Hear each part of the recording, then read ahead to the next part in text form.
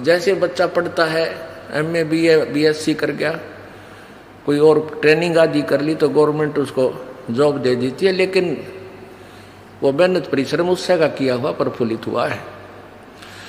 तो ऐसे ये आपको मूर्ख बना के और फिर आपके कर्म बिगड़वा देता है। जैसे ये जितने भी संत आए हैं, लाखों करोड़ों प्राणियों को मिसगाइड करने का दोष इन पर इतना गिर जाएगा कि कई लाखों वर्ष ये नरक में डाल दिए जाएंगे। आज ये अंडी पाके फिरे हैं, आज ये किसी की नहीं सुनते क्योंकि इनके पिछले पुण्य चल रहे हैं और लाखों करोड़ों व्यक्ति इनको प्रणाम करने वाले श्रद्धालु हैं और ना जाने कितना दान का वो आनंद ले रहे हैं।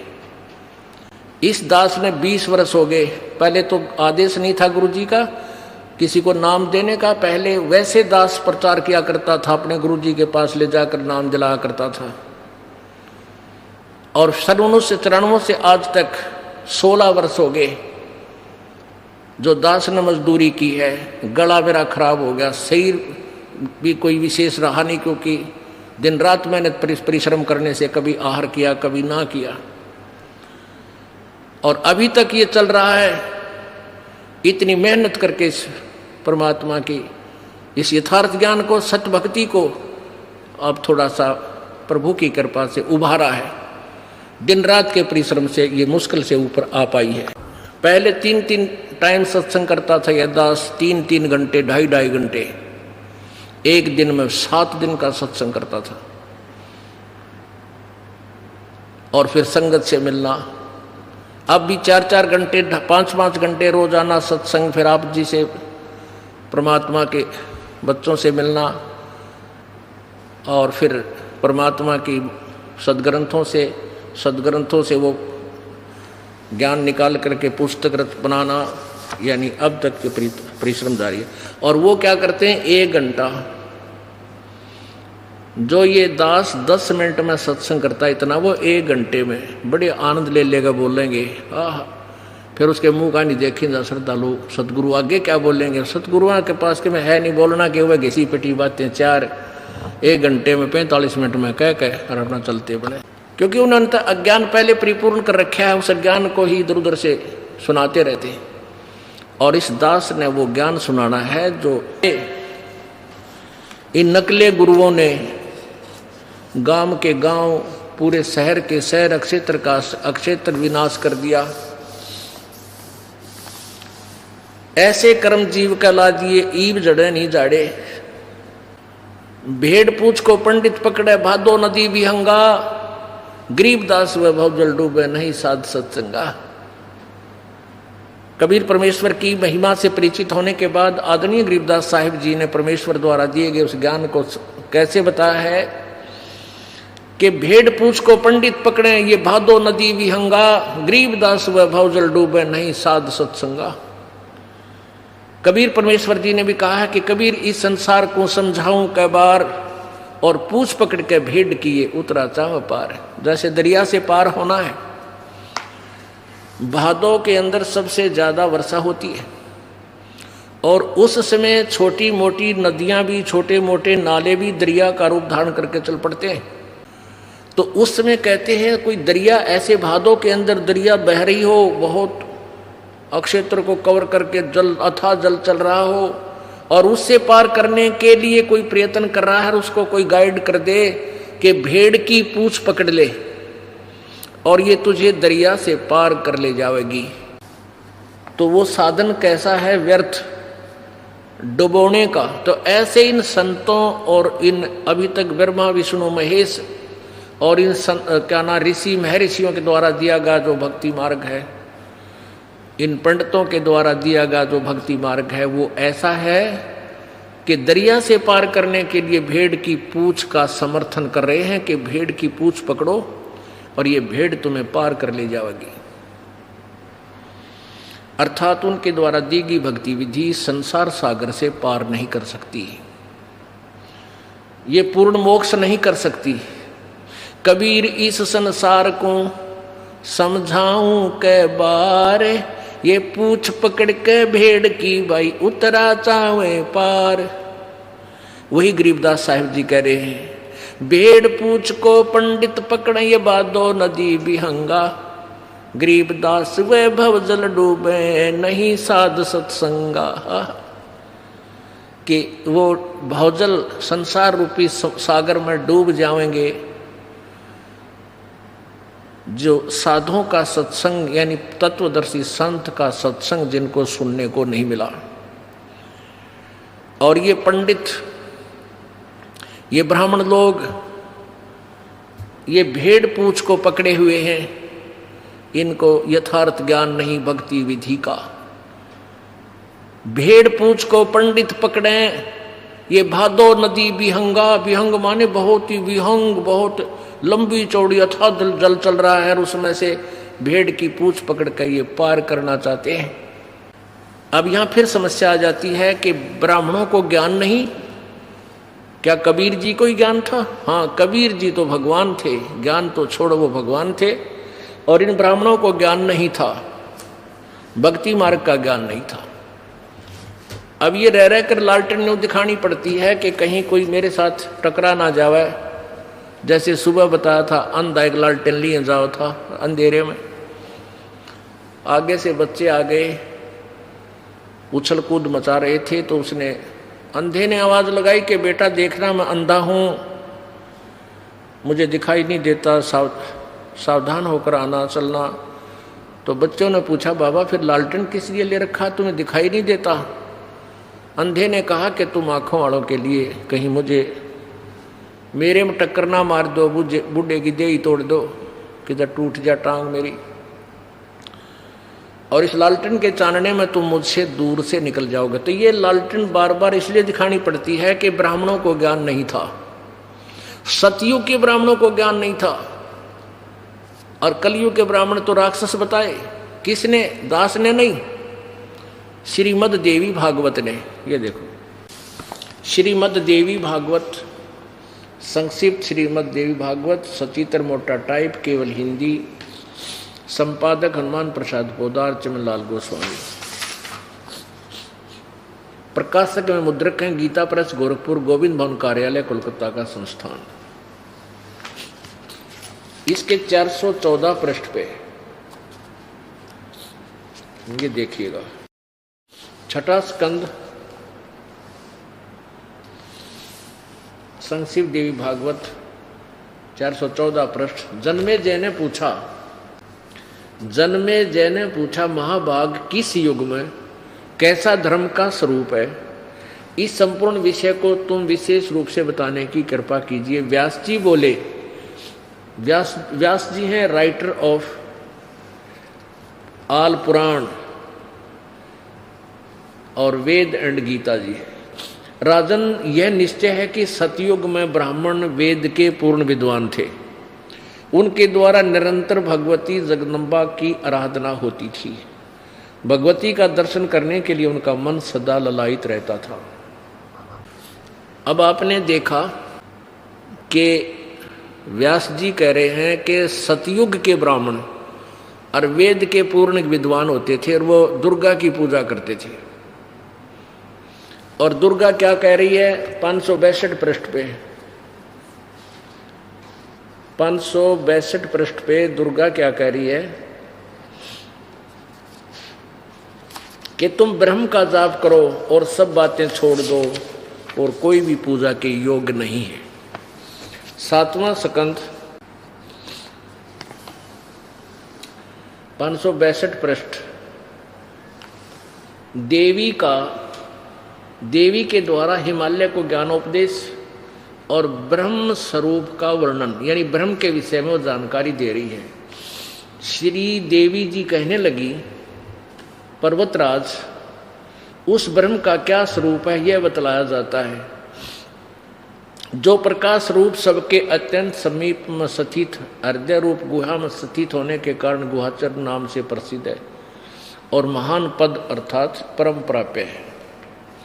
वह समस्त संसार के ज्ञान से परे है, अर्थात किसी की बुद्धि माने वाला नहीं है, यह तुम जानो। जो परम प्रकाश रूप है, जो सूक्ष्म से भी अत्यंत सूक्ष्म है, जिसमें संपूर्ण लोक और उन लोकों में निवास करने वाले प्राणी स्थित हैं, वही यह अक्षर ब्रह्म है। वही सबके प्राण है, वही सबकी वाणी है और वही सबके मन है। वह यह परम सत्य और अमृत अविनाशी तत्व है। सौम्य उस वेदने योग लक्ष्य का तुम वेदन करो, मन लगा कर उसमें तन्मय हो जाओ। सौम्य उपनिषद में कथित महान अस्त्र रूप धनुष लेकर उस पर उपासना द्वारा तीक्ष्ण किया हुआ बाण संधान करो और फिर भावानुगत चित्त के द्वारा उस बाण को खींचकर अक्षर रूप ब्रह्म को ही लक्ष्य बनाकर वेधन करो। परवण यानी ओम उसका धनुष है, जीवात्मा बाण है और ब्रह्म को उसका लक्ष्य कहा जाता है। उस एकमात्र परमात्मा को ही जाने, दूसरी सब बात छोड़ दो। अब दुर्गा कह रही है कि मेरी भी पूजा त्याग दो और अन्य देवताओं की पूजा भी त्याग दो, केवल एक ब्रह्म की पूजा करो, नथिंग एल्स। उसका क्या मंत्र है ये देखिए, एकमात्र परमात्मा को जाने, दूसरी सब बात छोड़ दो। यही अमृत रूप परमात्मा के पास पहुंचाने वाला पुल है। संसार समुद्र से पार होकर अमृत रूप परमात्मा को प्राप्त कराने का यही सुलभ साधन है। उस हृदय में विविध प्रकार प्रकट होने वाला परब्रह्म संतन करता है, अंतर्यामी रूप से वर्तमान। इस आत्मा का ओम के जप के साथ ध्यान करो, इससे अज्ञान में अंधकार से सर्वथा परे और संसार समुद्र से उस पार जो ब्रह्म है उसको पा जाओगे, तुम्हारा कल्याण हो। यानी ओम का जाप करो, ब्रह्म प्राप्त करो। और वो ब्रह्म कहाँ रहता है? वह यह सबका आत्मा ब्रह्म ब्रह्मलोक रूप दिव्य आकाश में स्थित है। अपने आत्माओं नाइन कहते हैं, भेड़ पूछ को पंडित पकड़े, भादो नदी बिहंगा, गरीबदास वैभव जल डूबे, नहीं साध सत्संगा। अब ये ब्राह्मण है, सतयुग के ब्राह्मण कहते हैं, वो दुर्गा की पूजा करते थे और वेदों के पूरे विद्वान थे। वेदों में ना गीता जी में कहीं भी दुर्गा की पूजा का कितना विधान नहीं, और ये वेदों के ज्ञाता। हाय हाय। अब आपने 414 पृष्ठ पे देखा, व्यास जी बता रहे हैं कि ब्राह्मण, सतयुग के ब्राह्मण वेद के पूर्ण विद्वान होते थे और वो दुर्गा की पूजा करते थे। अरे थारा गजब हो। और दुर्गा कहती है मैं केवल एक ओम जाप है और ब्रह्म की पूजा करो। और गीता जी अध्याय नंबर 18 के श्लोक नंबर 62 में गीता ज्ञानदाता ब्रह्म, गीता जी अध्याय नंबर 8 के श्लोक नंबर 13 में अपने विषय में बता रहा है कि मेरा एक ओम मंत्र है, एक अक्षर ओम मंत्र है, मेरा जाप करोगे मुझे प्राप्त होगे। चौथे अध्याय के 5वें श्लोक में कहा कि अर्जुन तेरे और मेरे बहुत जन्म हो चुके, तू नहीं जानता मैं जानता हूं। और 9वें श्लोक में कहा कि मेरे जन्म और कर्म अलौकिक है।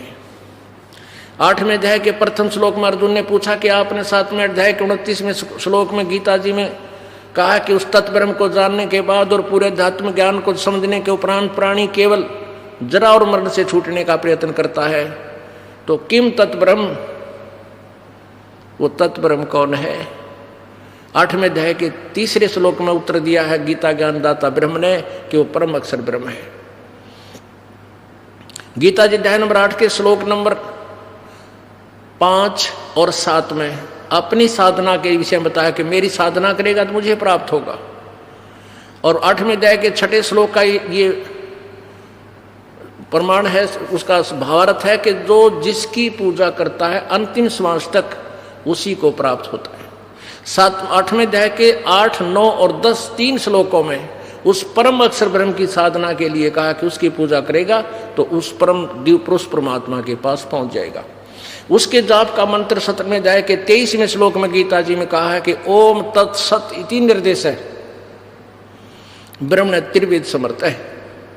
ओम तो सीधा ब्रह्म का है, तत् और सत्य सांकेतिक है। ये ब्रह्म और परब्रह्म पूर्ण ब्रह्म के हैं, परब्रह्म और पूर्ण ब्रह्म के हैं, यानी अक्षर ब्रह्म और परम अक्षर ब्रह्म के बारे में है। तत् मंत्र जो है ये अक्षर ब्रह्म का, और सत मंत्र ये सांकेतिक हैं दोनों। और ये मंत्र नहीं है कोई और मंत्र, ये दास बताएगा। तो सत मंत्र वो परम अक्षर ब्रह्म का है। इन तीनों मंत्रों के जाप से पूर्ण ब्रह्म की प्राप्ति होगी। तो ब्रह्म कहता है उस परमेश्वर की पूजा करो, उस परमेश्वर की शरण में जा जिसकी कृपा से तू परम शांति और शाश्वत स्थान को प्राप्त होगा। और ये ब्राह्मण लोग के वो दुर्गा की पूजा करते थे और वेद के बड़े पारगामी विद्वान थे, पूर्ण विद्वान थे, टट्टू थे वे। अब देखो ये छठा अध्याय, छठा स्कंद,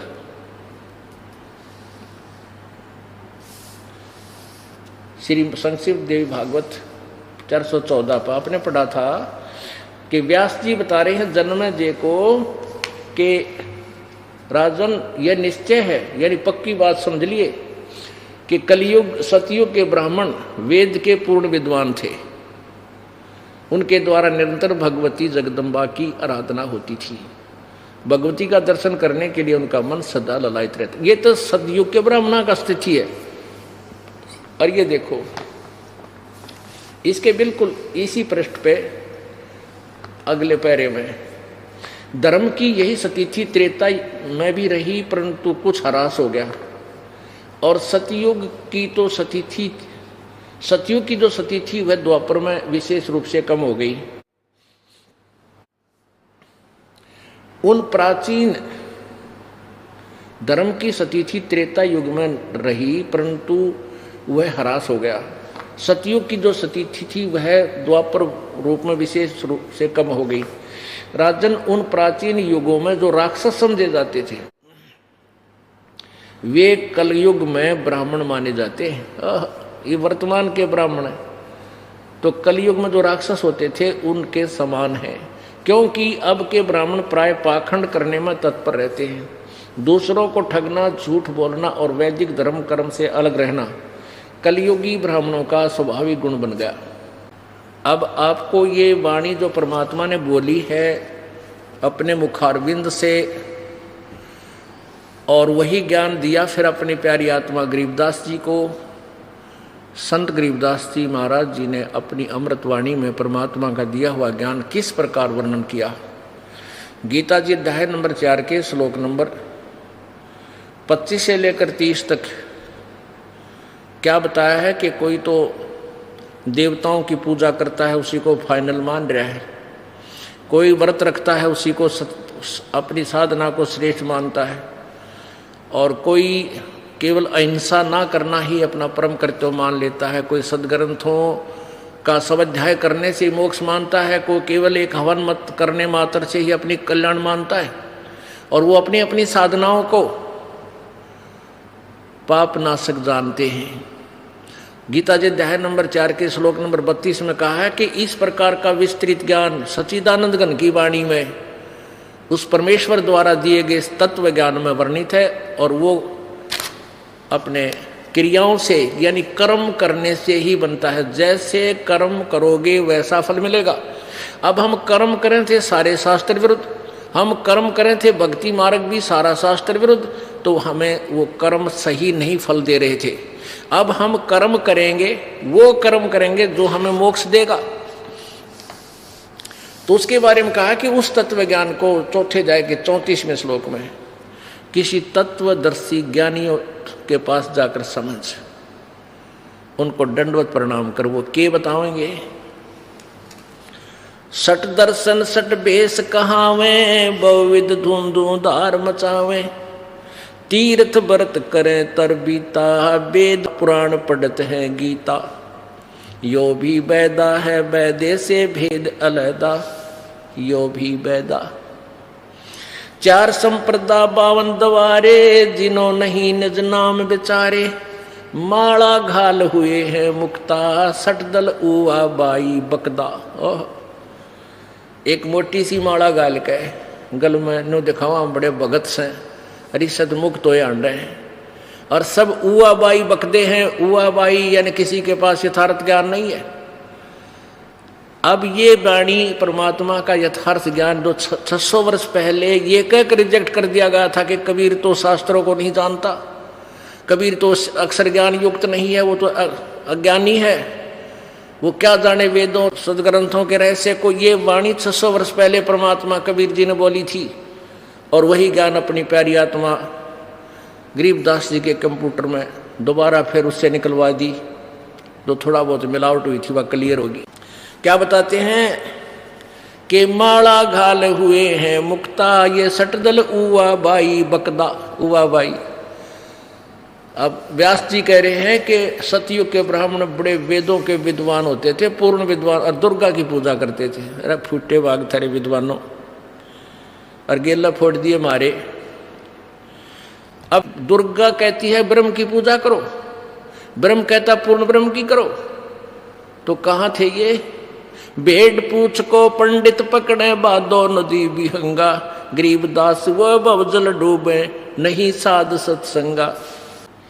बैरागी बैराग न जाने बिन सतगुर ने चोट निशाने, 12 बाट बेटम बिलोरी सठ दर्शन में भक्ति ठगोरी। इन सठ दर्शनीय में कहते हैं ये सारे जो है अपना जीवन ठगा रहे हैं, व्यर्थ कर रहे हैं। इनकी भक्ति जीवन नष्ट करने की है, ठगा ठगाई की है। सन्यासी 10 नाम कहावे, शिव शिव करे न संशय जावे, निर्वाणी नी कच्छ निसारा, भूल गए हैं ब्रह्म द्वारा। यो भी बैदा है बैदे से भेद अलैदा, यो भी बैदा। वेद पढ़ने पर भेद न जान ये बाँचे पुराण 18, और जड़ को अंधे पत्ते खुआवे भूल गए सिरजनहारा। वेद पढ़े और भेद ना जाने, नो के वेदों के बड़े विद्वान थे, नो के दुर्गा पूजा करो भाई, दुर्गा की पूजा करते। वेद पढ़ने पर भेद ना जाने ये बाँचे पुराण 18, और फिर पूजा की एक बिना मूर्ति बना करते दुर्गा की, और उसका भोग लगाया करते। अरे थारा गजब। और जड़ को अंधे ये पत्ते खुआवे, और भूल गए सृजनहारा। मूर्ति बना ली दुर्गा की, भगवान शिव जी की, विष्णु जी की, राम कृष्ण की, और उसका पत्थर का मुंह कहने का भोग लगावे, और भूल गए सृजनहारा। सृजनहार कौन? अनंत कोट ब्रह्मंडे का एक रति नहीं भार, और सतगुरु पुरुष कबीर है ये कुल के सृजनहार। ये सूक्ष्म वेद की वाणी है, जिसके विषय में गीता कहती है कि उसका ज्ञान किसी तत्वदर्शी संतों से समझो। वो ये दास आपको बता रहा है। ब्रह्म कर्म भैरव को पूजे, सत शब्द नहीं साहेब सूझे, माला मुक्ति कक्कड़ हुक्टी ही बाना बौड़ी भांग बसौड़ी, यो भी बैदा है बैदे से भेद अलैदा, यो भी बैदा बैदा क्यों जाना, हम सतगुरु बैठे न्यू जाना। जंगम जैनी फोकट फैनी नाम न चीन्या, गुरु गुण ही ना, यो भी बैदा है बैदे से भेद अलैदा, यो भी बैदा। गलरी जिंदा मस्तक बिंदा, गुग्गल खेवें जंतर सेवें, यो भी बैदा है बैदे से भेद अलैदा, यो भी बैदा। आकी दौरा बांध बटोरा धूमा धामी कैसे स्वामी, यो भी बैदा है बैदे से भेद अलैदा, यो भी बैदा। नगर निराशा तन कुंतरा सा, पशु प्राणी स्वान समानी, यो भी बैदा है बैदे से भेद अलैदा, यो भी बैदा। बैदा मीन यूजलेस, व्यर्थ। जैसे गीता जी अध्याय नंबर 16 के श्लोक नंबर 23 में कहा कि शास्त्र विधि को त्याग कर जो मनमानी पूजा करते हैं उनको ना कोई सिद्धि होती है, ना सुख होता, ना गति होती है, अर्थात यूजलेस, बैदा है, वो व्यर्थ है। अब गरीबदास साहेब जी से पूछा कि तुमने ये बैदा कैसे जाना कि हमें सतगुरु मिल गया? हमें सतगुरु मिल गया था तो हम इसलिए हमने बैदा पता लग गया ये व्यर्थ है। और वही वेद बताते हैं, परमेश्वर की वाणी में लिखा कि सतगुरु बिन काहू न पाया ज्ञाना, जो थो था उस छड़े किसाना, और गुरु बिन वेद पढ़े जो प्राणी, समझे ना सार रहे अज्ञानी। ओए होए। अब परमात्मा, क्योंकि इनको ऋषियों को, महर्षियों को और ब्रह्मा विष्णु महेश को, इनको सतगुरु नहीं मिले, जिस कारण से ये वेदों को समझ नहीं सके। परमेश्वर कबीर जी कहते हैं वेद हमारा भेद है, और मैं ना वेदन के माही, और जौन वेद से मैं मिलूं वो वेद जानते नहीं। यानी वेद मेरा ही भेद है, और मेरे पाने की विधि इन चारों वेदों में नहीं है। और जौन से वेद से मुझे पाया जा सकता है 5वें वेद से, वो चारों वेद जानते नहीं। अपने आत्माओं, यजुर्वेद अध्याय नंबर 40 के श्लोक नंबर 10 से और 12 तक 13 तक ये स्पष्ट किया है कि कोई तो परमात्मा को जन्म उत्पन्न होने वाला कहता है, कोई वो कहता है वो उत्पन्न ना होता, स्वयंभू है।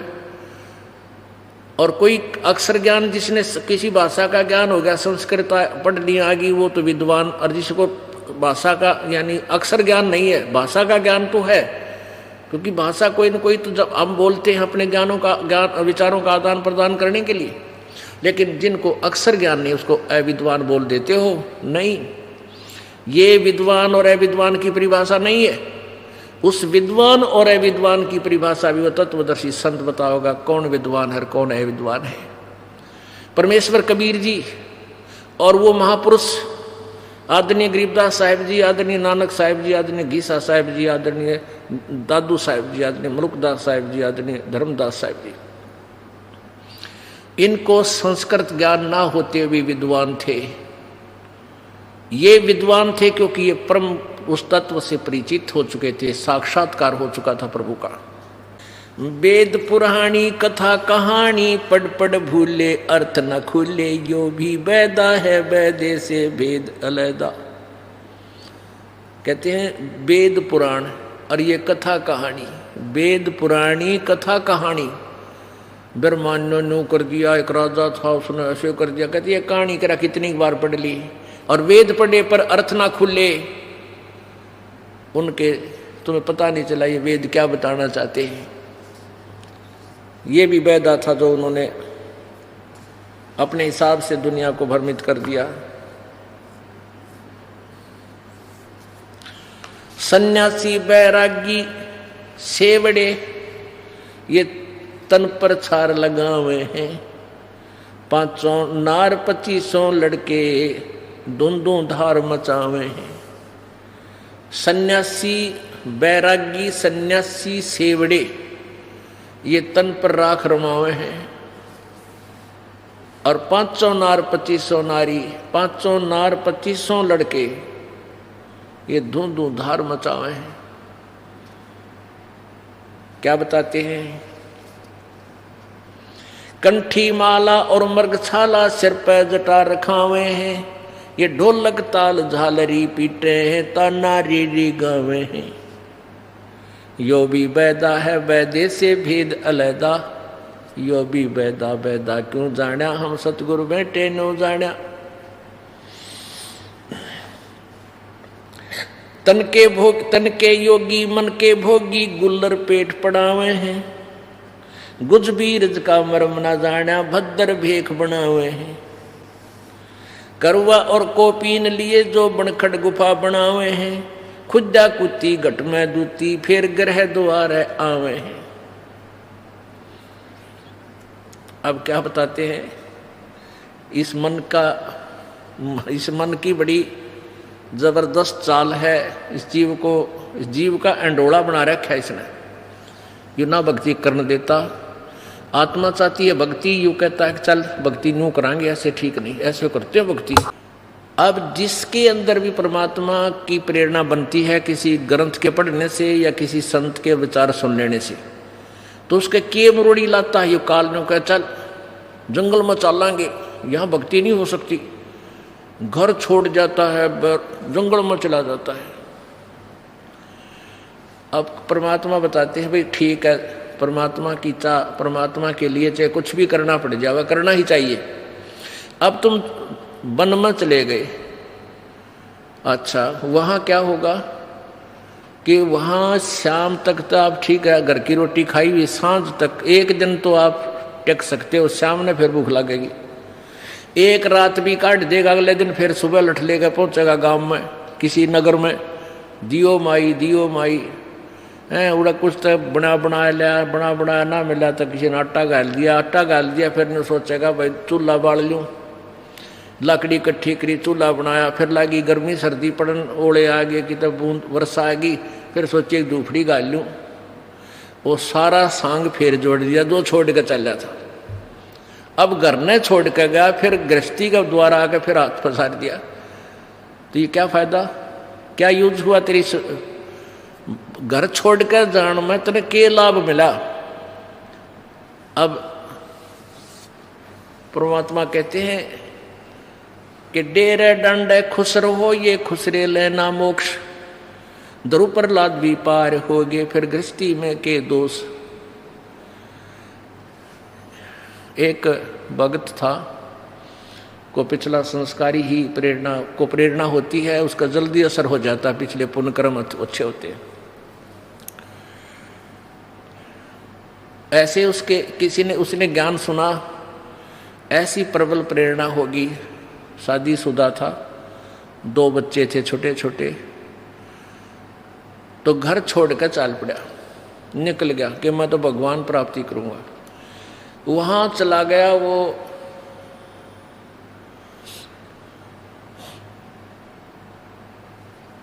किसी संत के पास जाकर शिष्य बन गया। अब उनको पता होता है कि ये ताज़ा ताज़ा आया है, इसको यहीं रखना ठीक है, तो उसको अपने आश्रम में रखा उस संत ने, और 8-10 वर्ष तक आश्रम में आप मांग के लावे और उसने वहाँ भोजन करावे, उसको बाहर नहीं जाने दिया। एक दिन उसका जो गुरुजी था वो बीमार हो गया तो उस गुरुजी ने कहा कि जा बेटा ले आज तू भिक्षा मांग लिया। वो भिक्षा मांगने गया। आगे क्या था कि एक माई के 2 छोटे छोटे बालक, एक ने तो गोदी में ले रही, एक उसकी दामन पकड़ के और उसके पीछे पीछे आ रहा, और वो माई एक हाथ में आटा ले रही कटोरे में, अगले बाबा जी। अब बाबा जी ने वो कटोरे वाला आटा तो डलवा लिया, उसके मन में प्रेरणा आ गई, देख काल की के प्रबल चाल है। अब मन में एक प्रेरणा भर दी कि निकम में ये एक औरत इन बालका ने क्यों कर पालेगी, जिसका पति ना हो तो यह कैसे पालेगी इन बच्चों को। फिर उसने सोची अगर तू भी छोटे छोटे बच्चे छोड़ कर था इतनी ही आयु के, ए भगवान मेरे बच्चों का क्या हुआ होगा। तो फिर वो ये सोचता उसने सोची रहा होली जाली, एक बात मन में आई, चल होली जाली क्यों पंगे में पा दे, चाल आश्रम में। वो आश्रम की तरफ चला 10 कदम। फिर उसके मन में आई रहे ईसा के कसाई हो गया तू, एक बार देखता वो बालक मर लिए एक जीव है, नो सोच कर वो फिर घर की तरफ चल पड़ा। फिर उसके मन में आई रहा छोड़ दे, लोग हंसी करेंगे, नो कहेंगे भाई तू कल तक गया था बाबा जी बन कर, फिर आ गया। फिर आश्रम की तरफ चल पड़ा। वहां जाकर नो सोची अब तना कौन पछाड़ेगा, तेरी तो सारा बड़ी बड़ी दाढ़ी, बड़े बड़े बाल, उम्र 12 साल में तू डल लिया, को पछाड़ नहीं। तू खेत में किसान था वो, उसने सोची तो अपने खेत में जाकर देखे, ये दूर बैठ के बच्चे होंगे थोड़ा काम करने जरूर आओगे, 1 दिन 2 दिन पता लग जाएगा खेत का बेरा, अपने खेत में वो काम करेंगे मेरे बच्चे हैं। और जब नहीं आए होंगे तो फिर तो वह मरे लिए।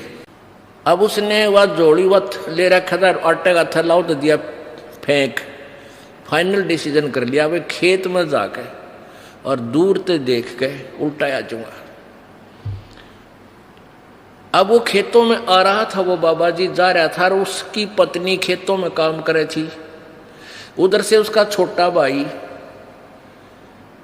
अपने खेतों में काम कर रहा था और वह उसकी पत्नी भी वहीं काम कर रही थी, उसके बालक भी थे।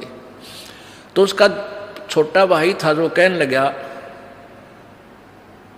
उसकी पत्नी तय, अपनी भाभी तय, मुझे तो ऐसा लगता है कि मेरा भाई आ रहा है, वो आवे। वो उसकी पत्नी कहने लगी तू सारी आन मजाक मत करया कर, हंसी ना करा कर, तो सारी आन क्यों मेरे दिल ने दुखावे है। अगना सच्ची कहूँ देख वो आन लग रहा, मन तो चाल उससे कैसी लागे है। फिर उसने भी ध्यान दिया, नहीं बोली ना क्यों बकाओ, के करना था, इतने 12 साल हो गए इब तो ना आया। आखिर में उसने उसके देवर ने कहा कि तू सच्ची मान ले वो आ रहा वो ही आज। फिर वह ने बोली तो बाबा जी है, फिर चल जाएगा, डटे है, यो रुकने के लिए थोड़ा आया होगा, अपना कोई और काम वसाया होगा। तो उसका छोटा भाई था वो देवर कहने लगा कि इन रोक तो मैं दूंगा, तू थोड़ा सा सहयोग दे दे मुझे। उनके एक साध ले डोले पे दोनों का जो खेत का बीच की मैड थी उस पे एक शीशम थी। वह शीशम थी बाबा जी वाले खेत में कम से कम भी 5 फुट। और उसका छोटा भाई यानी कहने लगा कि मैं इस शीशम ने काटूंगा। अच्छी भारा पेड़ हो रही थी और तू उन्हें बतला लिया कि ऐसे कह देना। अब वो कुआड़िया लेकर जो हाली रखा गया छोटा सा कुआड़िया, वो कुआड़िया लेकर वो लग गया शीशम काटने। और वो लगी रोड़ा मचान, कहने लगी देख आज मेरा कोई ना आगा पाछा है, मेरा आज धनी होता तू क्या शीशम न काट लेता। देख 5 फुट मेरे कानी है और फिर भी न्यू कहे मेरी है या अपनी कह के काटे देखो रे लोगो। अब वो बाबा जी कति निकट आंख है और जुआर के वहां बैठ कर सुने सारी बात के रोड़ा माच रहन का। तो उसका पक्की समझ में उसने सारी कहानी से परिचित हो गया कि मेरा भाई जबरदस्ती कर रहा है और देख कितनी कीमत की शीशम ने और काटन लाग रहा। और न्यू कह मेरे में हर देख या तो मन्ना बोई थी और मेरे खेत में 5 फुट मेड़ से भी दूर है डोले थे। और वह रोए एक लोहे बैठ के, तो वो तो उनका एक सांग था। तो बाबा जी कहने लगा रहे मैं आ लिया हूं, एकली मत समझिए, एकली मत जानिए, आ लिया हूं मैं। उसने देखा भाई कौन है तू, वो लिकड़ा उस जुआर में तो बाहर, भाई कौन है तू? आगे शीशमाला ने बोला शीशमाला है, बकवास करे बाबा जी, हट जा, बिरानी लड़ाई में नहीं बढ़ा करते, तू अपना काम कर जा। बदले राम की तरह बैठ के ने बोला अरे तने नाश कर दिया है, और तू इतना जालिम आदमी, ये मेरा खेत शहर में वो फलाना हो। ने बोला तू जाना पिटेगा, मैं गाँव वाले बुला लूंगा, मेरा भाई सा थोड़ा ही था। अब उन्हें सोची भाई वो पहचान नहीं रहा, हर गाँव वाले भी नहीं पहचाने, तेरी पिटाई होगी। उड़ा खेता में एक नाई आ रहा था, आड़ी के बाल काटते था, वहां पहुंच गया जानदे। उस आड़ी ने बोला भाई मेरे बाल काट। बोला कौन है? बोला भाई मैं फलाना आदमी हूँ। बोला की बात? बस तू जल्दी काट भाई, नाई बात बिगड़ गई, नाश हो गया। उसने 2 मिनट लाई, वो उस तरह फेर दिया, डाढ़ी में कर दिया काम, और जिसा था उसा ही बना दिया। अब वो पहुंचा फिर अपने भाई दौरे ने बोला देख आ गया पहचान में, अरे आइए मेरा भाई, आइए मेरा भाई, कोड़ी का भर लिया। ने बोला भाई मन गलती होगी मेरा पे। और ऐसे ऐसे कहने का भाव यो है, वो चौधरी साहब फेर उड़े जहां से था जैसे थे। अब परमात्मा कहते हैं कि मन के बारे बन गए और बनतज बस्ती माँ, कह कबीर के करयू मन त मानना। अब यहां से निकला था मोह ममता ने छोड़ कर वहां, और वो फिर हुआ न्यो की न्यो भूबड़ में आग पाई। कहते विकार मरे मत जानियो जो भूबड़ में आगे। तो न्यो सोचा मैंने मोह ममता मार ली, कहते न्यो की न्यो पावेगी। या तो इसका समाधान यही है, अपनी भक्ति करो ज्ञान से, एंटीबायोटिक ये सत भक्ति करने से या नॉर्मल सी हो जाएगी परमात्मा की आड़ में। फिर या दोबारा आग सलगेगी नहीं, फिर नहीं पनपेगी।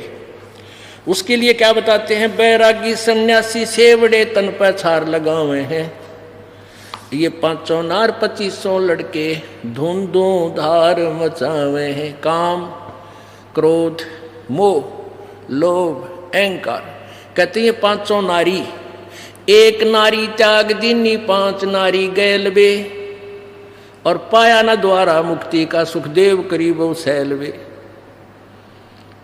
1 नारी को त्याग कर जंगल में पहुंच गया, किस लिए? कि नारी को तूने भक्ति बाधक जाना, कि तेरी पत्नी भक्ति में बाधा करती है, इसलिए तू छोड़ छाड़ कर चल जंगल में।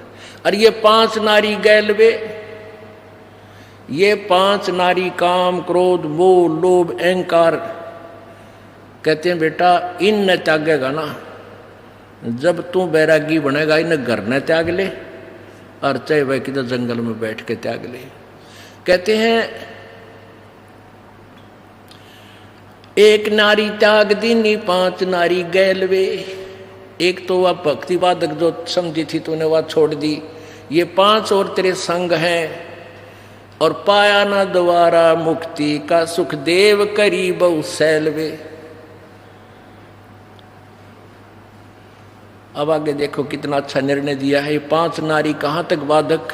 काम, क्रोध, लोभ, मोह, अहंकार, कंठी माला और मृगछाला सिर पे जटा रखावे हैं, और ढोलक ताल झालरी पीटे ताना रेरी गावे हैं। यो भी बैदा है बैदे से भेद अलैदा, यो भी बैदा बैदा क्यों जाना, हम सतगुरु भेंटे न्यू जाना। करवा और कोपीन लिए जो बनखड़ गुफा बनावे हैं, और खुदा दूती घट में कुत्ती फिर गृष्टि दुआरे जावे हैं।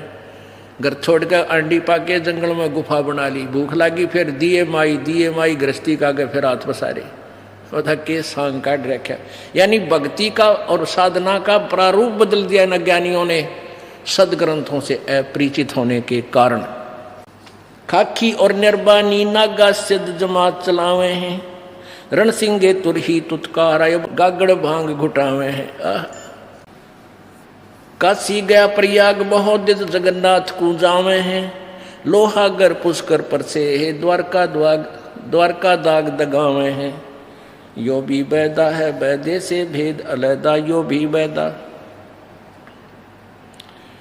तीर तुपक तलवार कटारी जमदड़ जोर बधावे हैं, हर पैड़ी हर हेत न जाना वाजा तेग चलावे हैं। काटन शीस नहीं दिल करुणाए जग में साध को आवे हैं, जो जन उनके दर्शन को जावे उनको भी नरक पठावे हैं।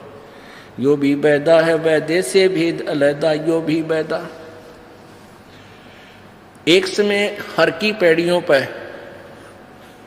और कुंभ के पर्व का एक अवसर हुआ। जैसे अब ये 13-14 अप्रैल को हरिद्वार के अंदर फिर से कुंभ का मेला, कुंभ का स्नान है।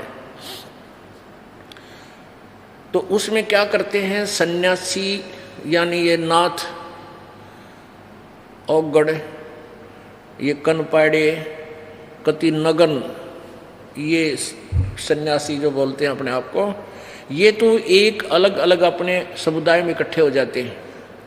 और वैष्णव जो विष्णु जी के उपासक हैं वो अलग से। तो फिर ये स्नान करने चलते हैं अपने अपने पूरे टोल में, अपने एक ग्रुप में इकट्ठे हो जाते हैं, फिर वो स्नान करने के लिए चलते हैं।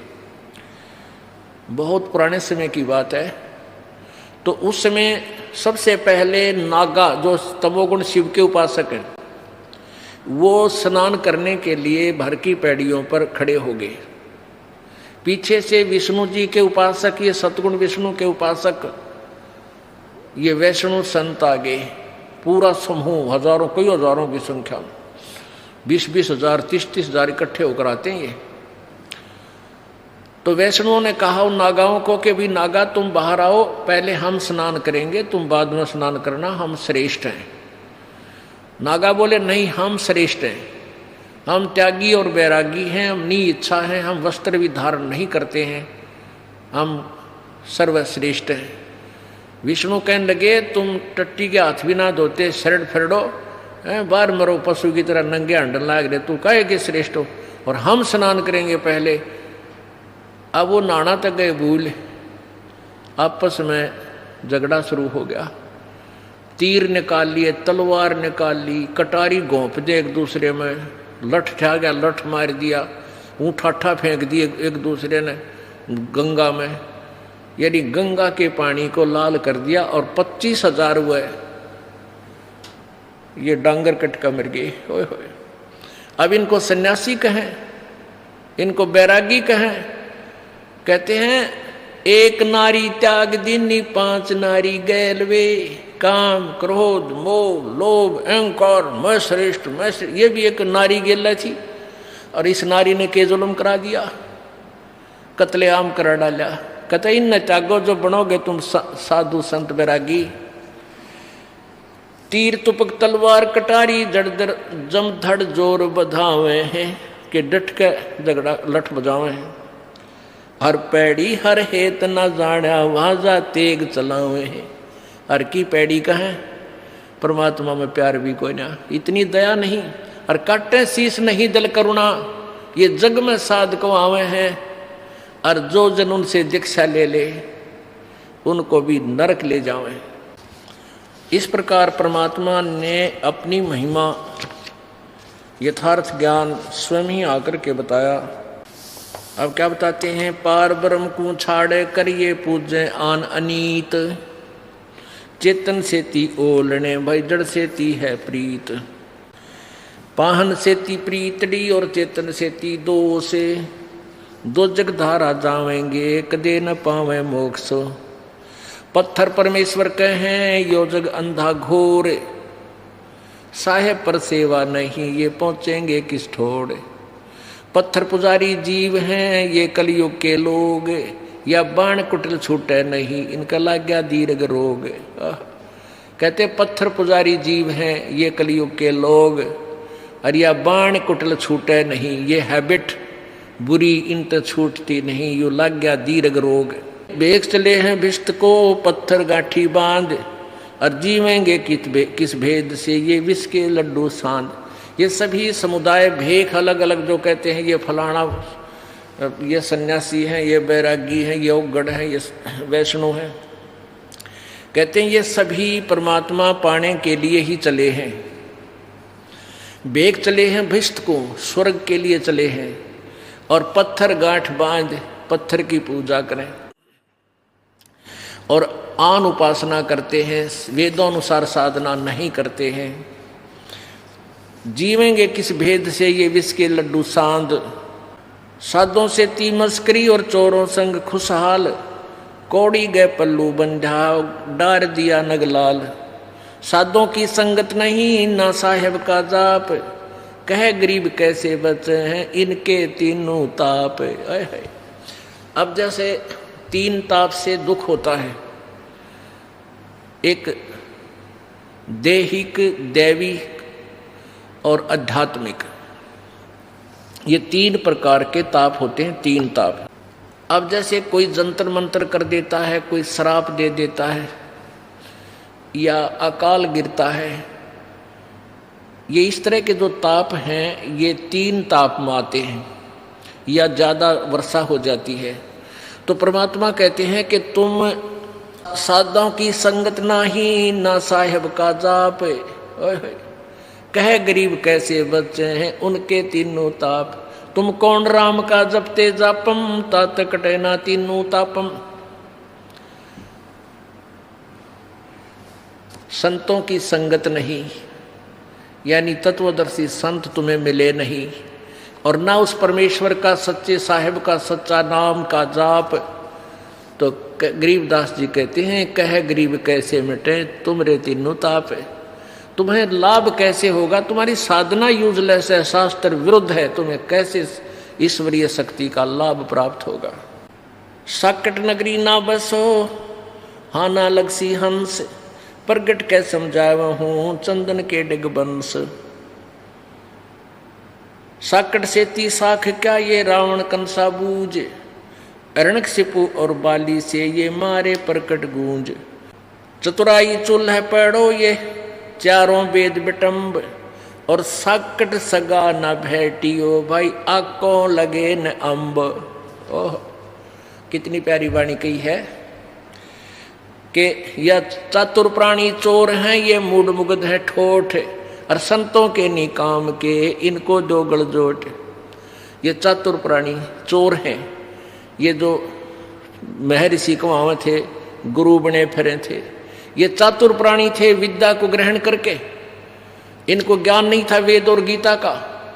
और मूढ़ व्यक्ति जो आंखों देखकर भी इन प्रमाणों को नहीं मानेगा वह मूढ़ मुग्ध है ठोठ, जो कुछ भी करने के को ना कहते वो हमारे काम के नहीं है, जो आंखें देखकर भी नहीं मान रहे सदग्रंथों में प्रमाण, और फिर भी उन्हीं के चपट रहे हैं उन चातुर प्राणियों के, उन चोरों से लिपटे हुए हैं। कहते उनके गल जोट दो, उन्हीं के साथ बंदे रहे भगवान, दोनों नरक में जा। चातुर प्राणी चोर हैं ये मूढ़ मुग्ध हैं ठोठ, और संतों के निकाम के उनको दो गलजोट। गलजोट माने एक कर सिद्ध बांध दे दोनों माने। अब यहां क्या बताते हैं, चतुराई चूल्हे पढ़ो ये चारों वेद बिटम्ब, और सकट सगा न भेटियो भाई आको लगे न अम्ब। या चतुराई चूल्हे पढ़ो। अब इन्होंने वेदों, जैसे यू महर्षि दानंद था, अब यू चतुर तो गणा बन गया था, वेद ज्ञान इसने था को नहीं। और ऐसे ही सतयुग के ब्राह्मण देख लो, जो के बड़े विद्वान थे, दुर्गा ही पूजा करते थे। कहते इसी चतुराई का आग लगाए। और चारों वेद बिटम्ब, चारों वेदों के अंदर भी इनकम्प्लीट नॉलेज है, ये भी हमें पार करने का नहीं है। और सकट सगा न भेटियो आंखों लगे न अम्ब। ओह, कहते हैं भगवान सकट तो रिश्तेदार भी नहीं मिलना चाहिए जो भक्ति में बाधक हो जा, क्योंकि आंख के आंब नहीं लग गया करते। सकट ते कितना ही धनवान हो, चाहे वो मंत्री हो, चाहे मुख्यमंत्री हो, चाहे प्रधानमंत्री हो, चाहे पृथ्वी का राजा हो, और चाहे इंद्र के समान सुख हो उसको, परमात्मा कहते हैं जो भक्ति बाधक साकट हमने ऐसा रिश्तेदार भी ना मिलाइयो भगवान, वो गरीब रिलेटिव बढ़िया हमने जो भक्ति करता हो। रतन जड़ाऊ मंदिर है लखियो जन स्थान, और साकट सगा ना भेटियो चाहे हो इंद्र समान। पुण्यात्मा हम तो देखा हाँ, ये माया के धनवंतों को अपनी बेटी का ब्याह करें जब, या लड़के ने ब्याह जब ने देखा अगले का कितना धन से तन्ने कितना मिलेगा। कहते हैं आग लगे ऐसे रिश्तेदार का जो भक्ति से दूर हो, और दूसरे के धन पर जो इच्छा करता है वो भक्त नहीं हो सकता, उसको 7 जन्म भी भक्ति लाभ नहीं मिल सकता, क्योंकि परमात्मा ने जो निमित्त में लिखा है या तूने जो शुभ साधना की है ये तेरी मौज करेगा। अब क्या बताते हैं कि रतन जड़ाऊ मंदिर हैं, जैसे चिप्स लगाते हैं ना, चिप्स द्वारा का वो लगा करते रोड़ी सी चिपका देते हैं। कहते हैं इस ऐसे उन रोड़ियों के स्थान पर रतन लगा रखे हों पूरे महल में, और लख योजन यानी 4 लाख कोसमय का उसका मकान हो, और सारे में रतन जड़ रखे हों, यानी इतना पैसे वाला हो, चाहे इंद्र के तुल स्वर्ग के राजा के तुल उसके ठाठ बाट हों। कहते साकट सगा ना भेटियो चाहे हो इंद्र समान। अब आगे उन साकटों क्या क्या प्रमाण देते हैं। चतुराई चूल्हे पढ़ो ये चारों वेद बिटम्ब, साकट सगा ना भेटियो आंखों लगे न अम्ब। साकट चारों वेद हैं ये साकट द्वादश पंथ, साकट पंडित पीर हैं ये ही जम के दंत। अब ये चारों वेद भी साकट बता दिए परमात्मा ने। क्यों? क्योंकि इनमें पूरा ज्ञान नहीं है और काल के जाल में रखने तक ही सीमित नॉलेज है। ओम डाम का जाप फाइनल है, ब्रह्म इसका फाइनल गॉड बता दिया इन्होंने, अपने हिसाब से जो सेटिंग इन्होंने की, लेकिन इसमें उस तत्व ज्ञान का मार्ग नहीं है। इन्होंने ऑप्शन छोड़ दिया कि उसके लिए तत्वदर्शी संतों को पूछो, तो इसलिए वो तत्वदर्शी संत ना मिला। ऋषियों ने अपने आप निष्कर्ष निकाल लिया कि ओम का नाम और ब्रह्म पूज्य, जबकि ब्रह्म कहता पूज्य तो कोई और है। तो इसलिए इन चारों वेदों को भी साकट ही, जो भक्ति में बाधक हो, मोक्ष में जो बाधक है वो साकट बताया है। साकट चारों वेद हैं ये साकट द्वादश पंथ, ये 12 पंथ भी साकट हैं। कौन से? जैसे एक कबीर सागर में आपने देखा 12 पंथ, एक वो नारायण दास का, वो चूड़ामणि जी का पंथ, जागू पंथ, ये 12 पंथ हैं। ये इनकम्प्लीट नॉलेज है, ये भी साकट हैं, यानी पूर्ण मोक्ष नहीं है। और ना दूसरे की मानने, अपनी बात पर अडिग रहते हैं जो उन्होंने लोक वेद ग्रहण कर रखा है। आइए अब हम उन श्रद्धालुओं के अनुभव जानते हैं जो जगत गुरु तत्वदर्शी संत रामपाल जी महाराज जी से दीक्षा प्राप्त कर चुके हैं तथा उनके द्वारा बताए गए भक्ति मार्ग पर चल रहे हैं। बहन जी नमस्कार। नमस्कार सर। क्या नाम है जी आपका? जी मेरा नाम नेहा अग्रवाल है। नेहा जी कहाँ से आए आप? मैं पठानकोट पंजाब से आई हूँ। संत रामपाल जी महाराज से कब जुड़े आप? जी मैं संत रामपाल जी महाराज से 17 अप्रैल 2013 में जुड़ी थी। संत रामपाल जी महाराज से नाम दीक्षा लेने से पहले आप क्या भक्ति साधना करते थे? सर संत रामपाल जी महाराज से जुड़ने से पहले हम अन्य देवी देवताओं की भक्ति करते थे। और जो मेरे पेरेंट्स थे हम भोलेनाथ जी के पुजारी थे, कह सकते हैं आप। और मेरे पेरेंट्स सुबह 4 बजे उठ के मंदिर धोने जाते थे वहाँ पे, और यही हम सारी देवी देवताओं को पूछते थे, गुरुद्वारा जाते थे, और जो भी रिलीजियस प्लेसेस है हम वहाँ सब पे जाते थे। आप इतनी सारी परेशानियों से गुजर रहे थे, आपका परिवार इतने दुखों से घिरा हुआ था, तो फिर आपको संत रामपाल जी महाराज के बारे में कैसे पता चला?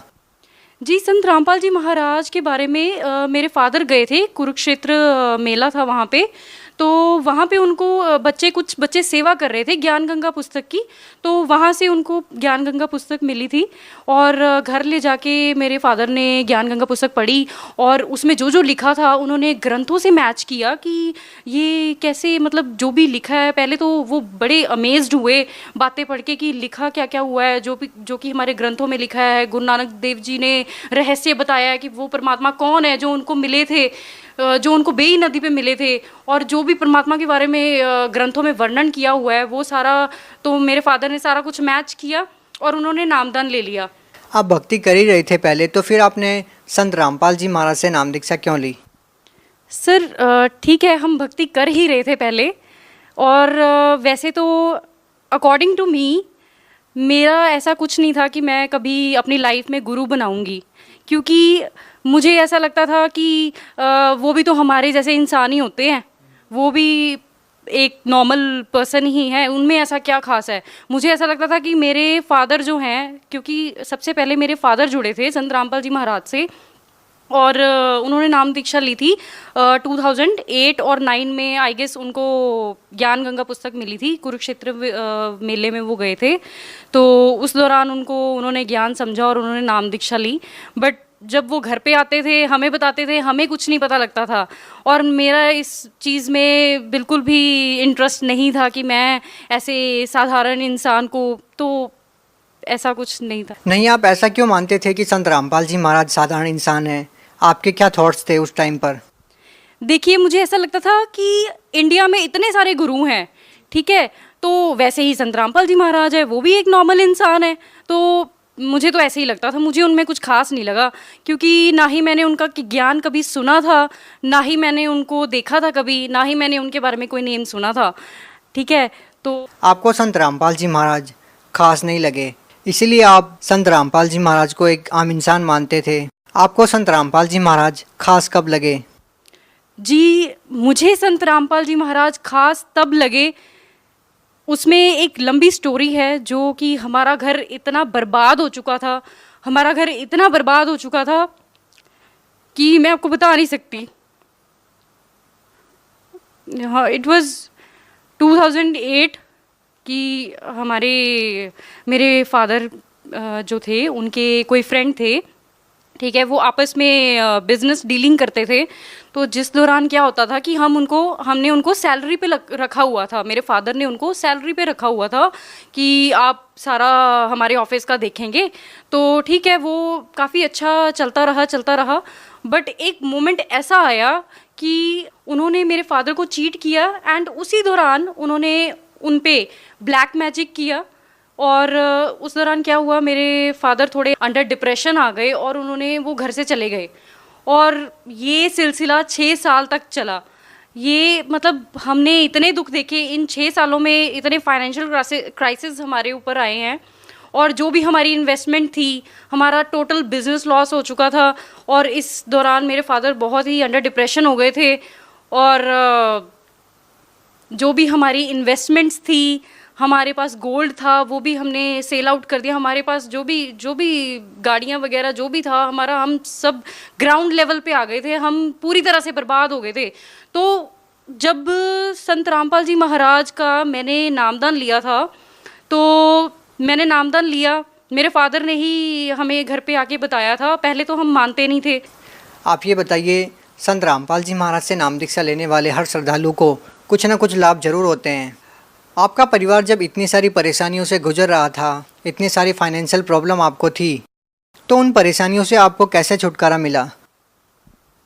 सर, जब हमने नामदान लिया और हमें नहीं पता क्या हुआ क्या क्या था, बस हमने सिर्फ भक्ति की, जो संत रामपाल जी महाराज ने हमें मंत्र दिए, हमने सिर्फ वो सच्चे दिल से वो मंत्र जाप किए और हमारी मुसीबतें डे बाय डे कम होती गई। नेहा जी क्या करते हैं आप? मैंने बैचलर्स इन साइंस किया है and currently I am preparing for banking and other competitive exams. देखिए आप एजुकेटेड हैं, क्या आप मानते हैं कि आज के इस आधुनिक युग में, कंप्यूटर के युग में, क्या इस ज़माने में आप विश्वास करेंगे इन बातों पे कि किसी संत के आशीर्वाद देने से या किसी संत की किताब पढ़ने से कोई बीमारी दूर हो सकती है या कोई नशा छोड़ सकता है? जी पहले तो नहीं था, पर जैसे ही संत रामपाल जी महाराज से मैंने नाम दीक्षा ली है तब से मेरे को दृढ़ विश्वास हो गया है कि पृथ्वी पे अगर संत हैं तो वो संत रामपाल जी महाराज हैं, और अगर किसी भी प्रॉब्लम का सॉल्यूशन कोई कर सकता है तो वो संत रामपाल जी महाराज ही कर सकते हैं और कोई नहीं कर सकता, whether it is related to your health और एनीथिंग एल्स। नेहा जी, यदि संख्या के आधार पर किसी संत की पहचान हो तो शायद हिंदुस्तान में ऐसे बहुत सारे संत हैं जिनके लाखों की संख्या में फॉलोअर्स हैं। आप संत रामपाल जी महाराज को कहाँ पाते हैं? जी नहीं, बिल्कुल भी नहीं।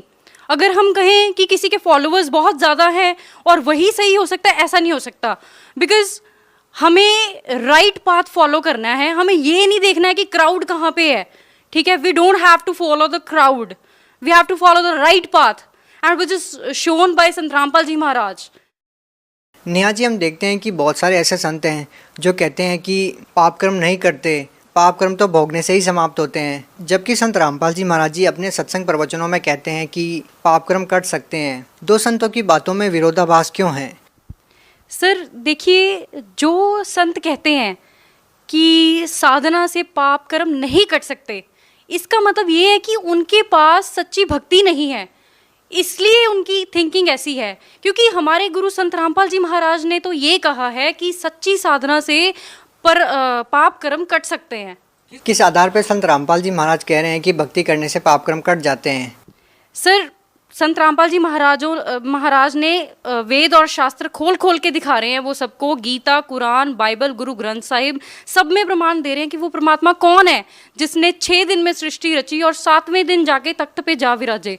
मेरा प्रश्न इन धर्मगुरुओं से ये है, नकली धर्मगुरुओं से ये है कि वो कहते थे कि आपके पाप कर्म है, ये जो आपको दुख है ये आपके पाप कर्म है जो आपने किए हैं, ये तो कभी कट ही नहीं सकते। तो अब संत रामपाल जी महाराज से जब से मैंने नाम दीक्षा ली है तब कैसे कट गए, बताइए मुझे कैसे कट गए। मेरा मानना ये है कि अगर हम शास्त्र अनुसार भक्ति करेंगे तो हमारे सारे पाप कर्म कट सकते हैं। आप भगत समाज को क्या संदेश देना चाहते हैं? जी, मैं भगत समाज को यही संदेश देना चाहती हूँ कि आप संत रामपाल जी महाराज के ज्ञान को समझें, उनको एक बार सुनिए ज़रूर, उनका सत्संग ज़रूर सुनिए।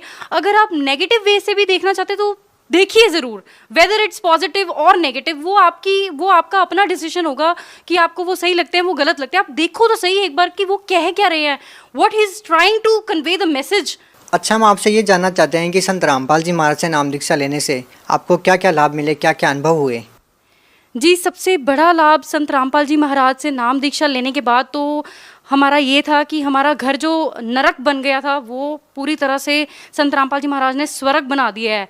आज की डेट में हमारे घर में पूरी शांति है, हर तरीके के लाभ परमात्मा ने हमें दिए हैं, वेदर इट इज़ इकोनॉमिकली,